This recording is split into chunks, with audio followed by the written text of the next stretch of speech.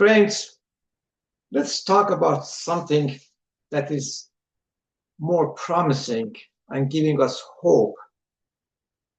We have enough of depressing news nowadays, of war, of fight, of killing, bombing, aggression. Enough. But there are good news too. The fact that human essence is still there. And the highest level of that essence, guess what it is? The heroic act, the sacrifice, the act of saving, helping others in the troubling, in the dangerous situation, under hardship or difficult situation. The act of heroism. And that sense of being a hero, acting like a hero, is part of human nature. It's deep in our essence to do something extraordinary, more than serving ourselves. So the hero is a person, man or woman, who takes action, a courageous and bold action to save somebody from trouble, save somebody's life, or giving freedom to someone, or justice. And we had that historically in the past and up to now. So there's hope. And that has not vanished. Back in over 2,000 years ago, Socrates did such as heroic action and put his life at risk and died for it. Challenged the superstition of those days in Greece and said unexamined life is not worth living. Today we still have them. From all walk of life it's possible. Young, old, man, woman. Recently, a Swedish girl, Greta Thunberg, went to Gaza from Sweden and tried to help the hungry people there. It was a risk. She was arrested and deported. But that girl, same girl, when she was only 15 years old, challenged her own government that why you don't act against that climate change. So this shows that essence is inhuman. A 15 years old girl ordinarily doesn't do anything as such. I mean, everybody pays attention to her own interests, especially the kids. But we see that this essence is alive.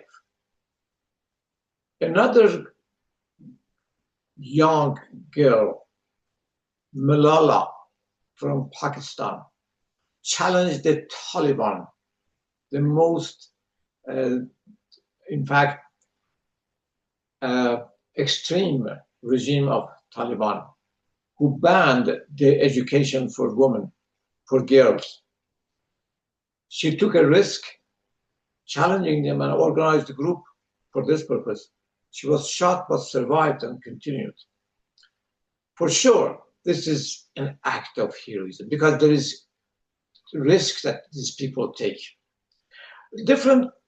For different reasons, people show this act of heroism. And another person like Lech Walesa in Poland acted against suppressive regimes of the day of his life, of his nation. He himself was poor, hardly could give food to his large family of something like 6 or 7 children. But he also listened to his heart, to his own essence of looking for justice, looked for helping his nation, beyond his day-to-day interests. That's something admirable. But you may say that there is sense of selfishness as well. Maybe you may say that's the voice of ego. It may be, but when that ego is the incentive for such a heroic action, let it be. Still, it's admirable. The point is, my friend, that it is a faculty in us. It is a potential thing we have that we develop it, will turn us to a hero and give us what we deeply need. Actually, this sense of looking for or desiring to do some heroic action is coming from the sense of doing more than self-preservation. Serving self is not bad, actually is necessary for our survival. But that is only one dimension of life and is sufficient for wildlife. For human, there is another one, going one step further, to act for others.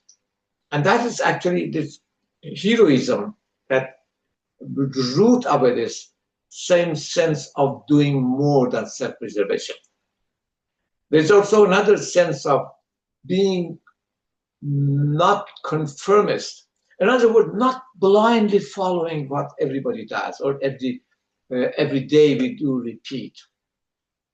And going away from that blind for conformity is also part of our essence. So nice, Ralph Waldo Emerson, the great writer and philosopher, said, whoso is a man should be nonconformist.